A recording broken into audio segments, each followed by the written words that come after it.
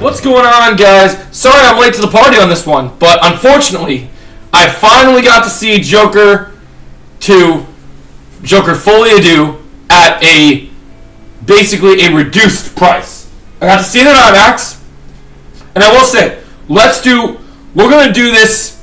Now, normally I do a spoiler-free review, but I have a feeling that nobody's going to really care about my thoughts on this movie. So here's what we're going to do. I don't have the hair long enough for this, but we are going to do mullet style for this review. I will go over my positives in a spoiler-free portion. I will go over my negatives in a spoiler-free portion. But when I say a certain part of the video, I'll tell you guys. I'll give you a countdown. When we get to that countdown, I'm going to say spoilers, and I'm not talking about the back of your sports car. I'm talking about real spoilers, which means if you actually care about this movie, get the fuck out. I'm going to spoil the crap out of this movie. I'm just telling you. So, let's get into this. So, Joker Fully Ado. It is an epilogue to the first Joker movie. So, we start this movie, we're in prison. You know, we're seeing Joker do this every day after all the events he did. And, you know, we're kind of seeing a sad clown here. We're seeing someone doesn't have his makeup on anymore. They've basically reformed him back to Arthur. And now, I must warn you guys, while we're talking spoilers yet, if you guys are going into this movie expecting a movie like the first Joker, like a tale on society, a movie that's going to be great acting scenes, people getting shot, deep, provoking like craziness, this movie is not that. And also, measure expectations. If you want a Joker movie, this is not a Joker movie. If you want to see Lady Gaga give a good portrayal of Harley Quinn, you want to see Harley Quinn do amazing things, you want to see Joker and Harley Quinn get their romance on and be super good, this is not that movie. If you guys are not convinced by the marketing and people have told you, oh, it's a musical, but it's not a musical, I'm going to tell you right here, this movie is 100% a musical, to the point that there is only, even in moments when this movie is not a musical, it's a musical. Even when the second half of this movie focuses on the court drama, it is still got musical aspects to it. So, if you don't like musicals, you're not going to like this movie. But also, you won't like this movie anyway, which we'll talk about later. So, let's talk about the musical stuff first, okay? Pros for this movie. Visuals. Now, I understand this movie is a $200 million... This movie has a budget of $200 million. Which is... So, let me put this in perspective for you guys. This is basically only about one half of what it cost to make The Acolyte.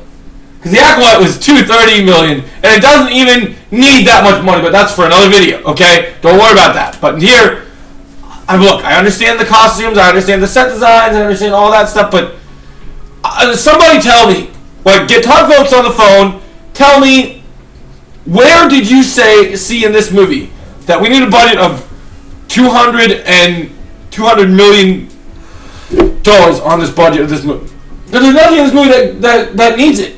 The costumes aren't things you haven't seen before. They're not super shiny or super well-made craziness. They're not blown away. The score is fine. It's not mind-blowing. There's nothing in this movie that's earth-shattering. You have seen things in this type of movie before. You have seen people get stabbed in prison. You have seen what happens in prison. You have seen courthouses blow up. Nothing in this movie certifies that amount of money. So that being said, the visuals are really good. I don't understand why this movie has such a high budget, but that's not really necessarily an issue I have with this movie. It's just kind of something that I scratch my head about. Why does it have that budget? But so, pros. I think the visuals are good. I think 2/3 of this movie, even the musical stuff, one of the things that disappoints me about this movie is I was so interested in the concept, but I will tell you that this movie starts out very promising, and then it completely goes into it. I can't believe I'm going to say the words out of my mouth.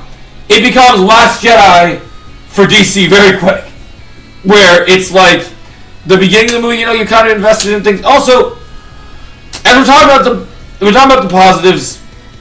In the positive section, I will say that I like Lady Gaga being in this movie. I think she is an interesting character. But I will not categorize her as Harley Quinn. Because if it wasn't for her wearing red and put on some makeup, you wouldn't know that she's Harley Quinn. I promise you. You would not know. It wouldn't happen. But so for me, that's just kind of where I stand on that. I feel like when you see my Harley Quinn live action ranking, you're going to see an animated ranking, you see why she's ranked so low. We don't see enough of her in this movie to really justify that. We don't see enough of her as Harley. And this whole movie's based on the whole society of, like, accepting the Joker and talking about some weird stuff. This movie is messy, okay? The first half of the movie, you can see potential. It looks like it's going somewhere. That's the thing that makes me sad. People said this movie is an absolute dumpster fire from beginning to end. That's not true. 2/3 of this movie, I'm invested, I'm interested. But when it drops the ball and all hell breaks loose in the worst way possible, you will know. Like, so pros, the visuals, and I think Joaquin Phoenix, despite not being as good as the first movie, I think Joaquin Phoenix still does a pretty good job, gives a pretty good impression. So that's my positives. Very kind of mediocre, couple positives. There is one scene I really like in this movie where Joker actually gets to talk, or Arthur gets to talk to his friend from the first movie, the little short clown. Very touching scene. Very, very interesting seeing their dynamic. Also, I kind of like seeing Joaquin Phoenix own the courtroom as Joker. The way it plays off is pretty interesting. I enjoyed the way they went with it, for the most part. But that being said, the negatives of this movie, okay? First of all, now, if you've gotten this far in the video, we're at the 6-minute mark. So, guys, even though this is only the negative section, we can't talk about negatives without getting into spoiler territory. So, in 3, 2, 1, you have been warned. Spoilers, spoilers, spoilers, spoilers. And if you don't care about spoilers, that's fine. But don't spoil the movie for people in the comments that actually want to see it. So, just gonna say that once. If you do spoil the movie for people, dishonor on you, dishonor on your family, and dishonor on your cow. So let's just get into it. So, spoiler territory. Arthur Fleck is revealed to not really be the Joker. Todd Phillips pulls a stupid Last Jedi trolling twist on us. It's like, oh, he's never the Joker. Here's the real Joker in this movie, and it's done. And then also another big negative. If you ever watching the trailer, like, oh, I'm so glad that we're gonna see a new version in the Joaquin Phoenix universe of what Harvey Dent looks like in this movie. If they wouldn't have told us that the DA in this movie during Joker's trial was Harvey Dent, I would not even believe it was Harvey Dent, because he's Harvey Dent in name only. This is the worst, most pussy version of Harvey Dent I've ever seen. There is no hints to Two-Face. He never flips a coin. He never wields a gun. He looks like this just pretty boy.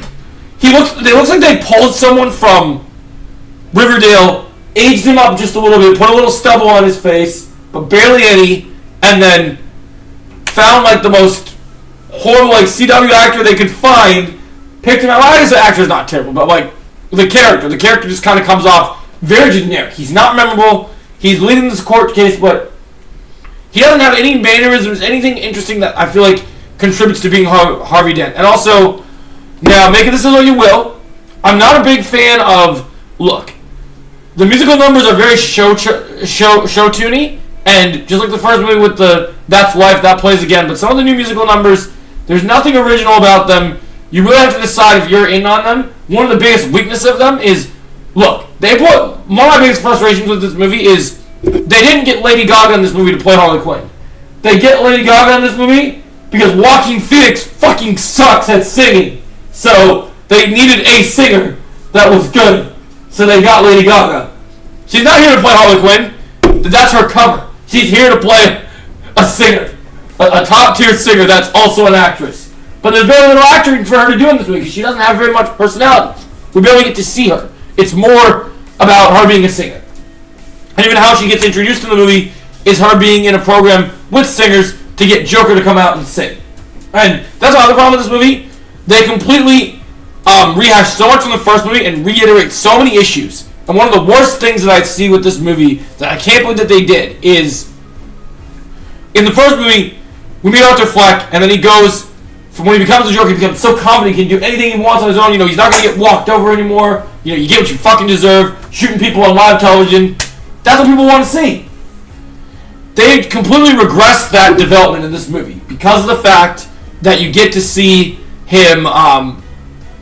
They go backwards with it because he's all sad and mopey in prison, and he can't become the Joker unless Harley inspires him. He needs Harley to inspire him. That's how the Joker works. Like, it's just dumb, and it doesn't make any sense. And like, ultimately, when she betrays him in the movie, the reason why is that, I never liked Arthur. I just liked the Joker. It's like, so it's all about the ideology.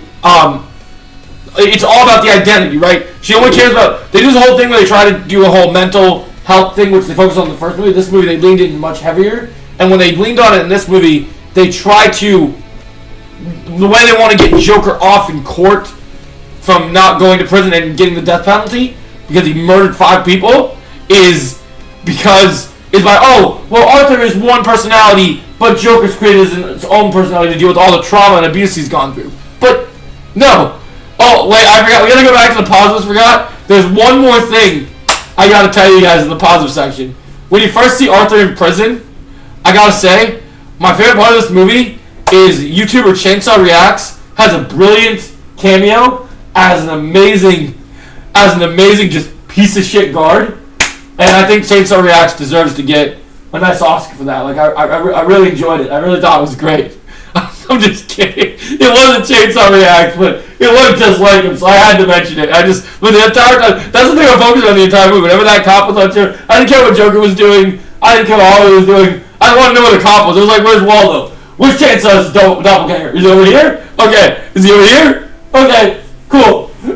Like, I had to find him. So, overall, guys. Oh, and we didn't even get to the worst part. So then this climax, as he's trying to get more confidence back, these cops beat him down, and then basically what they should. The stupid thing about this, instead of this mental illness thing, look, Joker was never gonna get off with murder. But if I would have wrote this story, I'd have had Harley broke because there's a bomb that blows up, and that's how Joker meets the real Joker. So that if Todd Phillips wanted to, they could do this whole 3 Joker thing. There's multiple different Jokers working together. But then Arthur ditches that Joker when he finds that he's guilty. Right before the trial gets completed and he gets sentenced, a bomb goes off, and the bomb causes all so much shrapnel and rubble, and he runs out, meets the other Joker, hangs out in the car with him for a little bit. Then he runs out of the car, runs through traffic just to get to Harley, goes up or Lee, I should say, gets up the stairs. Then she's like, I don't want you. You're not Joker. I'm never gonna see you.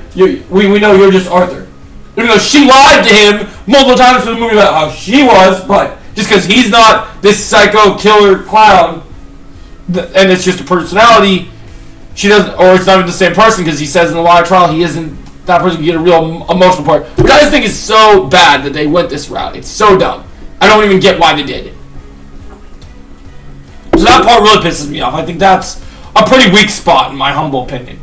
But then as we head into the later half of this whole situation, you get to see the movie ends.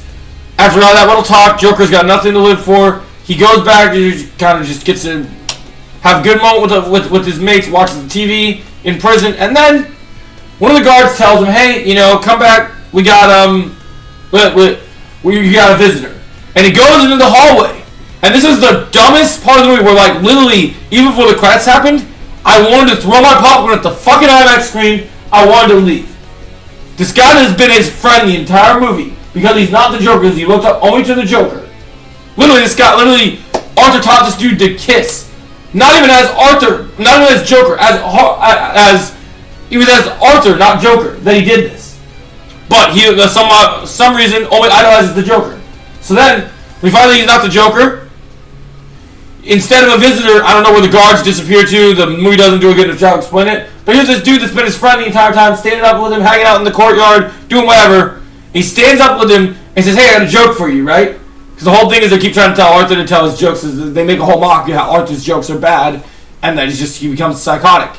But then basically what happens is he tells him the joke, and the punchline of the joke is after previously in the movie where, like I mentioned, Arthur gets abused by the cops and basically raped by the guards as well. When he basically, because he calls them out on live television, they get pissed, throw his head up against the wall, and just all this shitty stuff happens to him. And then he goes, and then after this, now after that moment has happened, now they put him through even more damage, and he meets his end at his favorite inmate, because the inmate finishes his joke by stabbing him with the knife, shanking him like most prison movies end, and saying, "You get what you bleeping deserve."